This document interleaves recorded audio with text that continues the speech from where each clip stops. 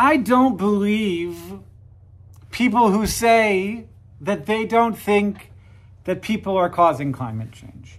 As I have said before, and I think it's important to keep this in mind, there are 3 ways of denying climate change. And there's sort of a sliding scale, and people will sort of slide around on it depending. Some folks, I've seen them slide up and down this scale, just them. And so this is part of why I don't believe that they don't believe. Is they go from, I don't think that the earth is getting warmer, to I don't think that people are doing it, to I don't think that it's that big of a deal, to I don't think that it's worth the costs. All up and down the scale, they'll go, like, depending on the room they're in, they'll change where they are on this scale of climate denial. But over here is impossible. I don't believe that anyone who's paying attention doesn't think the earth is getting warmer. And that's going to get harder and harder to deny every year. Before I get all the way into that, this is my problem. I just don't think that, and I'm not saying that I'm not saying that I'm right about this. I'm saying this is what my subconscious is telling me. My subconscious is telling me climate denial isn't that important because it is already very hard to believe the things that are clearly wrong. And it's just going to get harder every year. So it's already very hard to believe that it's not caused by that like it's not getting warmer. That seems impossible. It seems impossible to believe that if you're paying attention. Second, it's very hard to think that it's being caused by like the earth getting closer to the sun or something, which is not happening. Like there are people who believe the earth is flat. And sometimes I think that when we're having these conversations and you're like, everybody on the debate, raise your hands if you think that people cause global warming. Like we should then say, all right, but raise your hands if you think that the earth is round. Because I think we might catch some people who are like, well, you know, I'm not convinced. I think it's out there. I think that like part of the appeal, and I understand why this is part of the appeal, but part of the appeal is just being contrary to this sort of like, you know, being a rogue, being contrarian. Because look, sometimes that's legitimately true. Like there are times when the rogues win out. This isn't going to be one of them. I think sometimes about like the reality of the GameStop thing. Do you remember GameStop and the stock thing that happened where there were a bunch of hedge fund guys and they were like, GameStop is going to be worth less in a year than it is now because it's a mall store selling games, which are mostly downloaded now. And they were like, well, let's short it. Let's buy stocks in a way that we will make money if that stock is worth less in the future, which I don't. That's not my area of expertise. And then they did it, and then people realized that they did it, and they were like, but if when their short sells come due, we inflate the price, we normal people get to take money away from the hedge funds. And that's amazing. And they'll lose billions of dollars and we could make millions. And like, that's people pushing back against the dogma. It's pushing back against the pretty objective, usually reality, that like the retail investors never win and the hedge funds always do. But in this case, that wasn't. They figured it out. They and the rogue story is the good story. And I understand wanting to be a part of the rogue story. And I write for the internet. I know how like capturing attention works. You need things that are counterintuitive. And you need people to feel like they know stuff that other people don't know. All that's great content marketing. To some extent, I think that there are people who know that global warming exists and is caused by people, but they don't say it because they want to look like a rogue and they want to look and they want to. And there's a party thing here where there's like the party that believes in the party that doesn't. And once it's an issue, it's going to become something that it's just going to be on party lines, which is infuriating, but it's the reality. And like, I can't fix it. But like, I think that the informed people, I feel that the informed people actually know, and they don't actually think that global warming doesn't exist. it's just so hard to believe. It's like, now, I think denialism is real, and I think a lot of people really do believe it, but like my subconscious won't allow me to believe that it's that big of a problem because it seems impossible. It's a problem I have. And you can hear me like rationalizing it as I talk about it, where I'm like, but no, it's not a problem. It's real. Like they really aren't. But then there is this thing, and I think it's really important to recognize, where you move from saying, okay, it is caused by people, but it's just not that big of a problem. Like, it's warmer. Warmer happens, but like, it is a big problem. And it's potentially a much bigger, like, we don't know how big of a problem it is, and we're only ever going to find out by heading forth into the glorious future. And it could be a very, very big problem, like setting the quality of life of people back a lot, creating a, exacerbating and already existing extinction scenarios and loss of biodiversity scenarios, losing the coral reefs, losing beaches, losing things that we love, like just disease spreading around, like what? Very bad. It's very bad. And then, so it's definitely bad.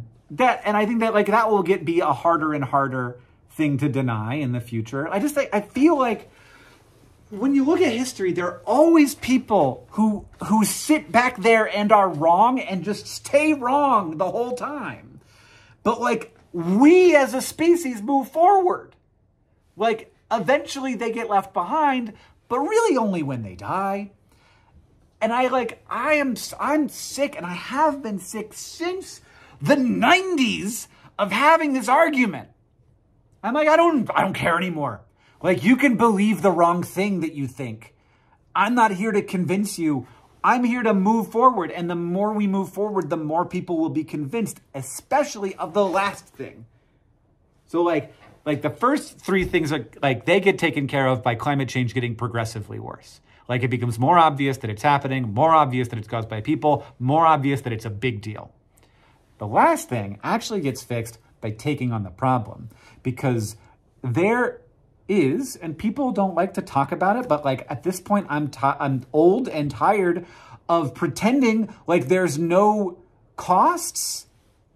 I'm tired of pretending like anything that could be possibly used as a talking point against my position doesn't exist. I just don't like this. I don't feel that way. Like, I'm not here for punditry.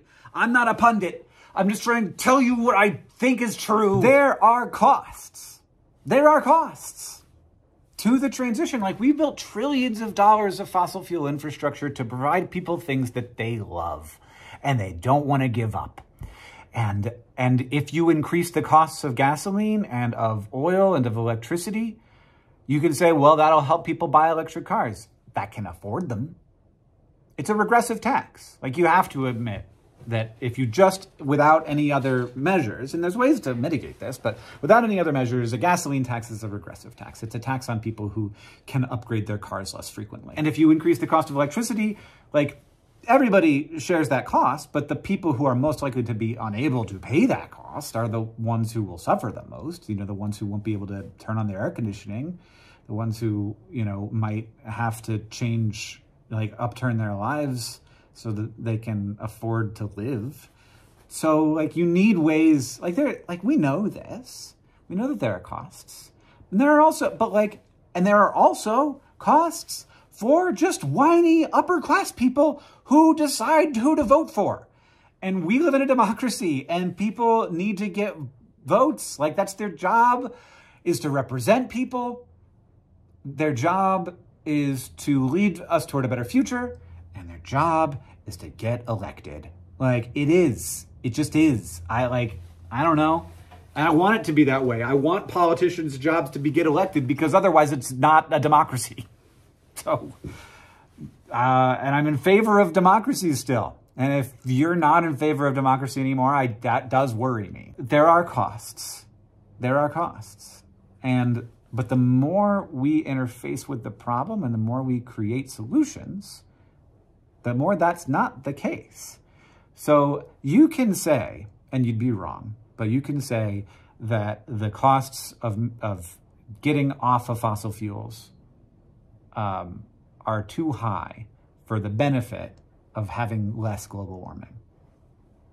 there's a point, like it's legitimately true that if you just like turned off the fossil fuel tap today, if you said, all right, no more fossil fuels, that would actually, for humanity, probably not for everybody else, but maybe, I don't know, we could probably have some wars about it, but it'd be worse for humanity than, I don't know, in the long term, I don't know, but certainly right now, it would be very bad. It would result in a lot of starvation. It would result in, you know, a lot of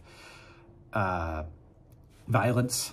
And so, like, that's why that's not happening. Like, nobody thinks, people think it should happen, but, like, if you held a vote, it wouldn't win. But by taking it on, the costs get lower. And so that last point becomes weaker and weaker and weaker. Every dollar a solar panel gets cheaper. It becomes weaker every dollar a battery gets cheaper. It gets weaker every dollar a wind turbine gets cheaper. And then there's like more advanced stuff like geothermal or, you know, modular nuclear, all this stuff. Like, we have to be focused on it and going after it. And like that, to me, I don't see the punditry working. I don't see the arguments working. Now, there are ways for arguments to work, but they're not the ways that we're having them. Like, I think that most of the data show that in order to convince people of something that is contrary to their worldview or to their political party, you need to have like really long, thoughtful, careful, drawn-out conversations, especially with people who they trust and love. And like, that's not happening on the internet. That's not the work that we're doing online. And like battling about trying to convince the deniers doesn't inspire me. And I like, to some extent, because I have such a hard time believing that they're being honest. Like, the only thing that I feel like they might be being honest about is that last point where they're like, look, maybe it's not so bad. Or it's not worth the costs. And in that vein, like, it's kind of true that a lot of scientists believe this, because like they'll tell you that it's very bad, but then, you know, some scientists are like, okay, well then let's put sulfur dioxide in the stratosphere to decrease the temperature of the planet. And those scientists are like, whoa, okay, I said it was bad, but it's not like bad enough to start experimenting with the only planet we have to have and will ever have. So, you know, like if it was that bad, then we'd do that, but it's not that bad yet. Yeah, I just don't think, I'm done. And I've been done for a long time. Like, this has been like how I sort of philosophically engage with it, is like, I'm not here to convince. Like, I'm done. Like, it's so clear. The reality is so clear. You have to be really motivated to not believe that that climate change is caused by people and it's a huge deal, and that it's dramatically worth much more than we are currently spending to mitigate it. So I don't believe it. And I think that the only way, and like historically, these positions don't get convinced away. They just go away eventually. It just like happens. And maybe, I don't think it's because convincing happened. And I've seen it in people who once denied climate change and don't anymore. And I talk to them about it, and they don't think that they disagreed before. Like, they don't even think they changed their mind. And the data prove this out as well. Like, this is common. They think, and I'm like, I remember debating them. And they're like, well, no, I mean, I remember having that conversation, but I didn't think that climate change didn't exist. And I'm like, you said it? I just don't think that people get convinced. I think that like we change, like our old selves die and we don't even notice it happened. But it's a problem in what I talk about sometimes, though, because I'll say like, well, it's not like people deny climate change. And they're like, yes, they do, Hank. But I'm almost like, rhetorically, I'd rather just pretend because then people will be like, oh, we don't? I guess we don't. I've been told by the radio that we don't. Or by the YouTube, by TikTok. And because it is a fringe belief. It's just not held by a tiny percentage of people. It's just a fringe belief held by a surprisingly large percentage of people. And that's how I think. And I don't know if it's a problem or not. And I'd be curious to hear people's thoughts on it. But I'm done having the argument. I'm just like, if you haven't been convinced so far, then I will let the future convince you. Because the future is going to convince you, or your kids. Like, maybe it won't get you because you won't be around long enough. But like, it takes a long time for people to get convinced away from opinions that they hold and have been challenged on. And sometimes it takes longer than their lifespan. And that, you know, that happens all the time. Okay.